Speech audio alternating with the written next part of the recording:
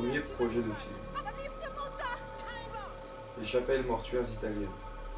Les musiques funèbres chinoises. Sauvage. Fête funèbre chez les sauvages. Début de scène, canon, cadavre, sonnerie aux morts, sans vie. Aussitôt paysage fantastique sans homme. Funèbre. Musique chinoise. Puis début du discours. Le culte des morts, vu de la terre antérieure aux animaux. Les animaux sans les hommes, les animaux mourant des coups des hommes, que l'on ne voit pas. La grotte de Lascaux. Hommes déguisés en animaux. Karnak. Stonehenge. Musée Borelli. Des morts oubliés, puis la sépulture.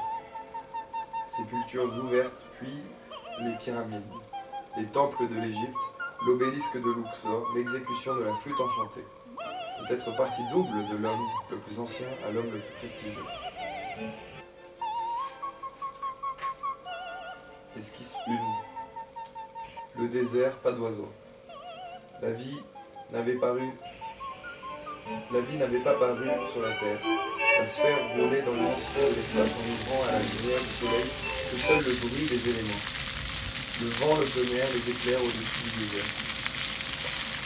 La vie apparaît. Musique. Les animaux se tuent entre eux. L'homme survient, la fumée. Animaux traqués, une hécatombe. Puis la mort. Les animaux se tuent entre eux. L'homme survient, la fumée.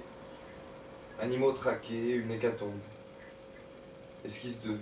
Des traces des ossements épars et les traces d'un foyer, les cavernes, les ombres furtives, des lampes, les tueurs d'animaux, exclusivité possible, l'entente entre le culte et le meurtre dans la ère Montbel, d'abord avec des lampes, projection d'images, l'homme grec nu et faible ou barbu, l'homme préhistorique représenté par lui-même.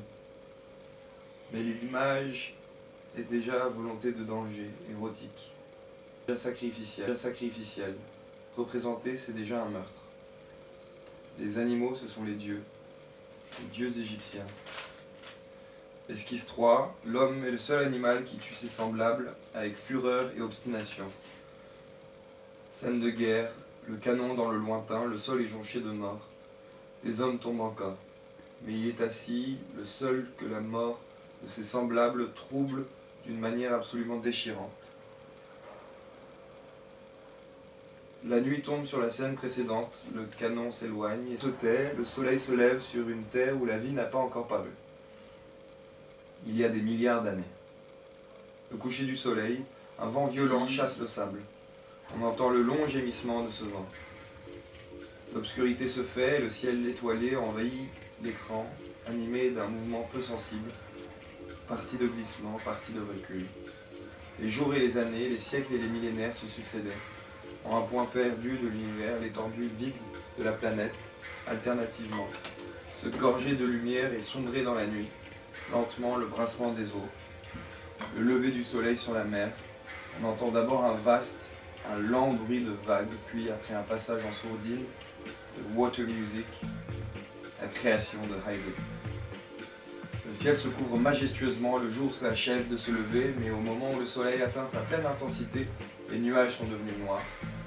Après un roulement de tonnerre, majestueusement, le jour s'achève de se lever, mais au moment où le soleil atteint sa pleine intensité, les nuages sont devenus noirs. Éclate, et la voix humaine reprenant se prolonge, éclate à travers les voix humaines reprenant les éclats et les fulminations aveuglantes de l'orage. À travers les grondements, les éclats et les fulminations aveuglantes de l'orage.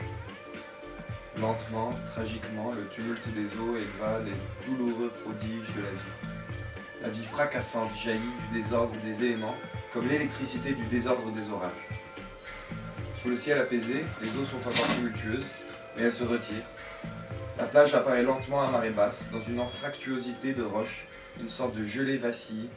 Elle brille au soleil. En plongée, floraison de quelques rares microbes, infusoires, etc. Se déplaçant dans l'eau, représenté de la même façon qu'un voyage dans la faune sous-marine. La terre, peu à peu, se couvrit de végétation et la vie animale l'envahit de partout. Des mousses et des champignons, des insectes, petits paysages de mousse, d'insectes et de champignons. De plus vastes étendues, le bord de la mer, sur le rivage, herbes et fleurs, sur les eaux des poissons volants, puis des oiseaux. Des oiseaux dévorent au vol des insectes, une immense variété de petits animaux. Les insectes s'entre-dévorent.